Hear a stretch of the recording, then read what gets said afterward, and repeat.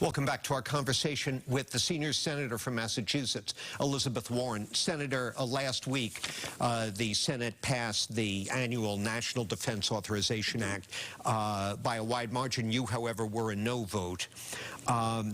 This act removed the vaccine mandate for the armed services. Yep. Closer to home, I recently interviewed the head of a Boston public schools parents group who says the Wu administration seems to them overly reluctant to reinstate mandatory masking in the face of COVID surge and other issues with respiratory ailments. And it's obvious, just from going outside, the vast majority of the public has dropped masking and distancing. Does this concern you? I want to draw a particular line under the military part of this.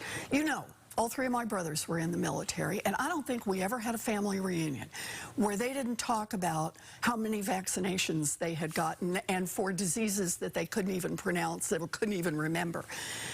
Because that's part of military readiness. Our military folks, in conjunction with the best medical advice of the time, decide how we're going to keep our troops safe so they are ready to be deployed at a moment's notice in any crisis spot around the world, regardless of health conditions. The idea that the United States Congress would step in and say, with one kind of vaccine, COVID, that it's going to become politicized, and that the politicians, instead of the military folks who are responsible for readiness, are going to make that decision, I think is just absolutely wrong. I voted against it, and I will continue to speak out against it.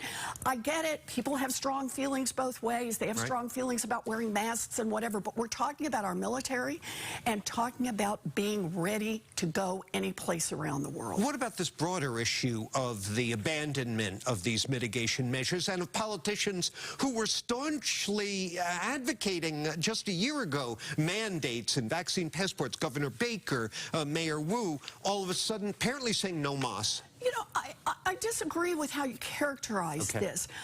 I think this is about trying to follow the science. That's what we've all tried to do.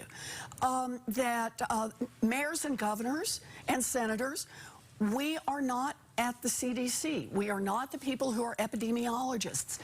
We get the best information we can, and then we make decisions based on that. And conditions have changed. Yeah, I'm worried about the coming flu, but you know my response to that? I got vaccinated. I got vaccinated again on COVID, got vaccinated again on the flu. I urge everybody out there to do the same thing. And I will continue to follow the science. If the CDC says it's time to put masks on, I'll put it back on. Back in October, you chaired a field hearing about the situation at the MBTA. A couple of months have passed. The new administration's about to come in. Are you satisfied with the progress you've seen on your concerns? And what's your message to the incoming governor about what needs to happen there? We need change urgently. And I am not satisfied. I don't know if you saw, but all of the safety violations that the federal government, the Federal Transit Administration, had identified. The T has now come back with its proposals, how it's going to fix them. And the Federal Transit Administration has said half of them are no good. So we've got a problem that's not getting better. What is the problem? Problem is management. Look, there's been a money problem for a long time, but you could back up a pickup load full of money and it won't fix problems of transparency. It won't fix problems of prioritizing safety. It won't fix problems of reaching out and building a workforce that can actually get the job done. There are a lot of good people at the T. I like the folks I meet when I'm riding the T who are trying to run it, who are trying to keep it going. Bless them. But they need a management that really works with them, and frankly, they need to hire more people, and they've got the money to do it. We just need better management. Coming up against the clock, but I want to squeeze in one last thing here. Big story this past week. Governor Baker is going to become the president of the NCAA.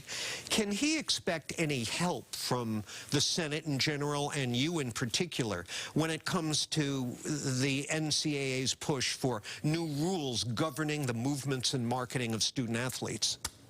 Not if what he's expecting is an exception from the rules about how we treat workers across this country. I wish the governor the very best. I think that he's got a lot of skills that he brings to this. Good for him. Let's see what happens. Well, in homage to former President Obama, I'm now going to try to kill this fly that's buzzing around. That's amazing. Did he come with you or with me? Not me. Okay. Not me. Senator, thanks. It's good to see you. Always good to have you here. Come back again soon. You bet. Thank you for joining us.